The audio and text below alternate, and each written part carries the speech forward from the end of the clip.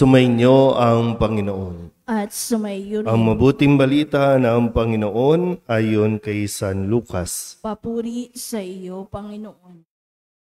Noong panahong iyon, sinabi ni Jesus sa kanyang mga alagad, "Ipalagay natin ang isa sa inyo'y nagpunta sa isang kaibigan isang hating gabi at nagsabi, 'Kaibigan, bigyan mo muna ako ng 3 tinapay.' Dumating kasi ang isa kong kaibigang naglalakbay at wala akong maihain sa kanya. At ganito naman ang sagot ng kanyang kaibigan sa loob ng bahay, 'Wag mo nga akong gambalain. Nakatrangka na ang pinto at nakahiga na kami ng aking mga anak. Hindi na ako makababangon pa upang bigyan kita ng iyong kailangan.' Sinasabi ko sa inyo, hindi man siya bumangon dahil sa kanilang pagkakaibigan, babangon siya upang ibigay ang hinihingi ng kaibigan sa pagpupumilit nito. Kaya sinasabi ko sa inyo, humingi kayo at kayo'y bibigyan. Humanap kayo at kayo'y makasusumpong. Kumatok kayo at ang pinto'y bubuksan para sa inyo. Sapagkat tumatanggap ang bawat tumihingi, nakasusumpong ang bawat tumahanap, at binubuksan ang pinto sa bawat kumakatok. Kayong mga ama, bibigyan ba ninyo ng ahas ang inyong anak kung humihingi ng isda? Bibigyan ba ninyo siya ng alakdan kung siya'y humihingi ng itlog? Kung kayong masasama ay marunong magbigay ng mabubuting bagay sa inyong mga anak, gaano pa kaya ang inyong amang nasa langit? Ibibigay niya ang Espiritu Santo sa mga humihingi sa Kanya. Ang mabuting balita ng Panginoon. Pinupuri ka namin, Panginoong Hesukristo. Isang mapagpalang umaga po sa inyong lahat. Ngayon po ay Huwebes ng ika-27 linggo sa karaniwang panahon.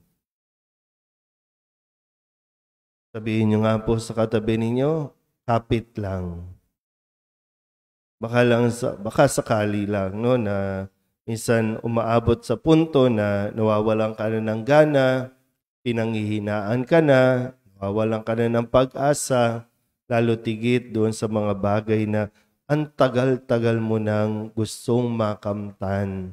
Ang tagal-tagal mo nang ipinagdarasal. Pero hanggang ngayon ay hindi mo pa rin ito nakakamtan. Na parang sinasabi mo nga, gusto mo nang bumitaw. Pero ngayon, pinapaalala sa atin, kapit lang. Kasi ang isang taong bumibitaw sa Diyos, saan kumakapit yan? Sa masama.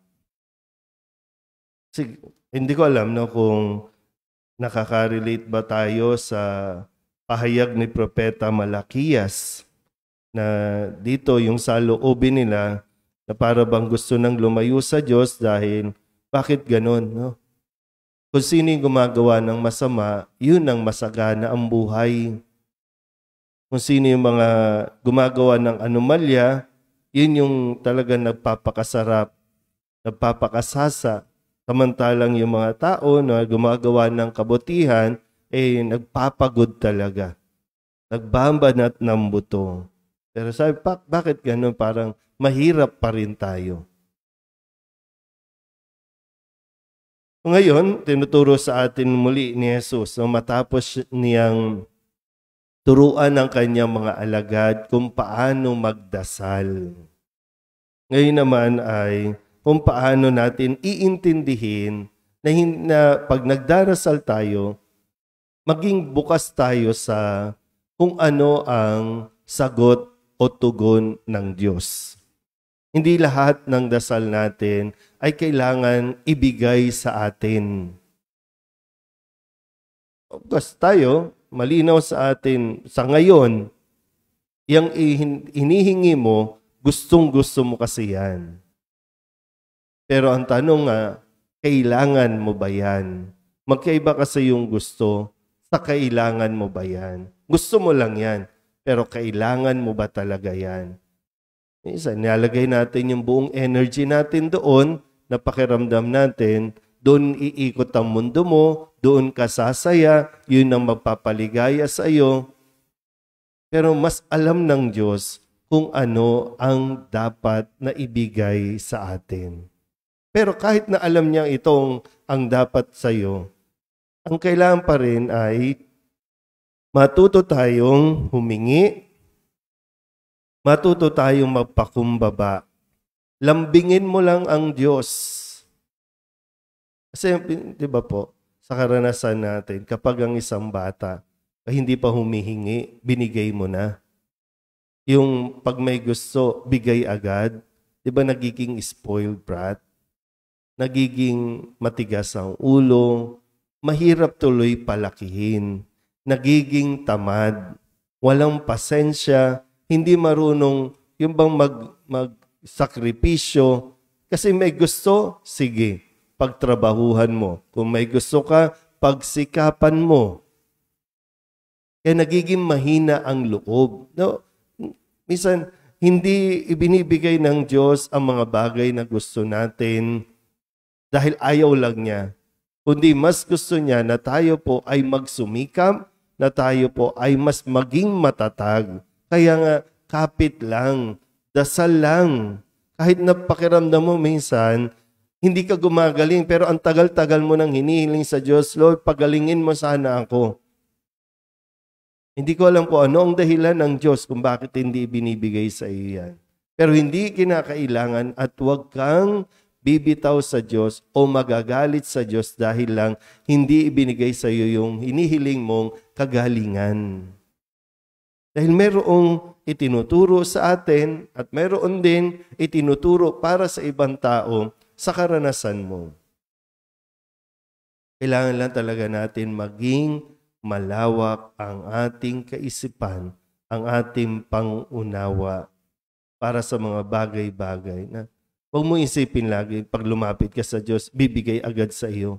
Kung kasabi nga dito, no, bibigyan mo ba kung ng ahas o ikakapahamak niya? Diba? Alam niya eh. Bakit hindi ka ang ginawang mayaman? Bakit hindi ka pinayayaman? Alam niyang hindi ito makakabuti sa iyo. Pero, hindi ibig sabihin sinasara na ng Diyos ang pinto para sa kahiligan mo. Baka mayroong ibang paraan, mayroong ibang daan na ito ay makakamtan mo. At kapag ito'y nakuha mo na, talagang mas maligayap ka pa sa inaasahan mo. Kaya dasal lang po ng dasal.